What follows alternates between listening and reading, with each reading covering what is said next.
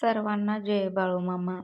सकाळ सकाळी शोना माझ्यासोबत उठलेली. म्हणलं पहिला सगळं आवरले घरातलं, मग बाहेरची फरशी वगैरे पुसून घेतली.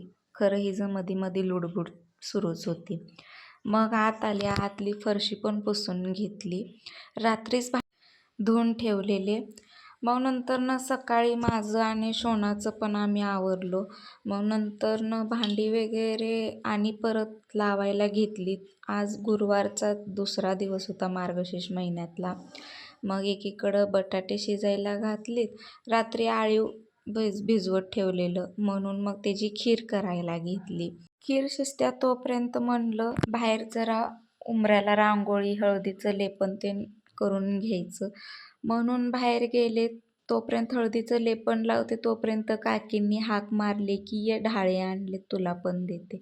बरं म्हणलं, गेलो. काकींना थँक्यू वगैरे म्हणलं. त्यांना पहिल्यांदाच कळालं की मी ब्लॉग करते म्हणून. मग आणि परत आले, रांगोळी काढली. मग आत आले मी आणि शोना. मग आळीवची खीर पिऊन घेतली. मग नंतरनं पूजेची तयारी केली. पूजा पण झाली. खूप छान वाटलं, मनाला प्रसन्न. घरात पण अशी पूजा असली की मस्त वाटते. मी सकाळीच पूजा करते कारण की दिवसभर असलं की मस्त वाटते म्हणून. आपलं मन पण प्रसन्न राहते. मग लक्ष्मीची पण पूजा करून घेतली, देवाऱ्यातली पण पूजा करून घेतली. मला नंतरनं आठवलं की मी बांगडीच घातली नाही. मग बांगडी वगैरे घालून घेतली. मग शाबू वडे करणार होते. तोपर्यंत भाजीवाला आला म्हणून भाजी आणायला गेली. मग वडे असं तयार करून घेऊन लगेच करायला घेतलं. दहीची चटणी केली. मग आहोंसाठी पण स्वयंपाक तयार केलं. आहो पण जेवण करून घेतले. मग नंतर कपडे वगैरे घडी करून घेतले. मग नंतर संध्याकाळी 6 वाजता पुस्तक वगैरे वाचून घेतले. मग आज दत्त जयंती, गुरुवार पण होतं. मग आहो म्हणले चला आपण स्वामींच्या मंदिरात जाऊन येऊया. मग जाताना शोनाचं काय बाळूमामांचं मंदिर दिसल्यावरती पाया पडायचं.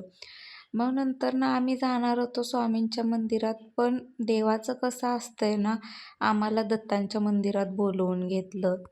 मग पाया वगैरे पडून आम्ही चाललेलो, पण आम्हाला स्वामींच्या मंदिरात जायचं रस्ता माहीत नव्हता. त्यासाठी ह्या ताई आम्हाला तिथपर्यंत रस्ता दाखवत आल्या. तुम्हाला एक असं खूपच सांगावंसं वाटतंय, आमच्या वेळेस असं देव कोणत्या ना कोणत्या रूपात आम्हाला मदत करतोच. त्यासाठी देवाचे खूप खूप आभारी आहोत आम्ही. त्यांना आम्ही थँक्यू वगैरे म्हणलो आणि पुढं आलो स्वामींच्या निवासस्थानी.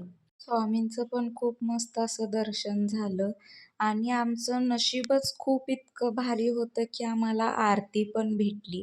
मनात भक्तिभाव असलं की देव कुठे पण भेटतो म्हणण्यात काय हरकत नाही. मग आम्ही थोड्या वेळ बसलो आणि परत पुन्हा स्वामींच्या मंदिरात गेलो. तिथं पण खूप मस्त असं दर्शन झालं. मग आम्ही दर्शन घेऊन येत होतो. हे काटकर साहेब ज्यांच्यामुळे आज स्वामींचं मंदिर आहे कोल्हापूरमध्ये. मग नंतरनं सगळ्या देवांचे तिथं पाया वगैरे पडलो. मग रांगेत उभारून प्रसादाचा लाभ घेतला. तर असाच होता आजचा दिवस. भेटूया नेक्स्ट ब्लॉगमध्ये. सर्वांना जय बाळूमामा.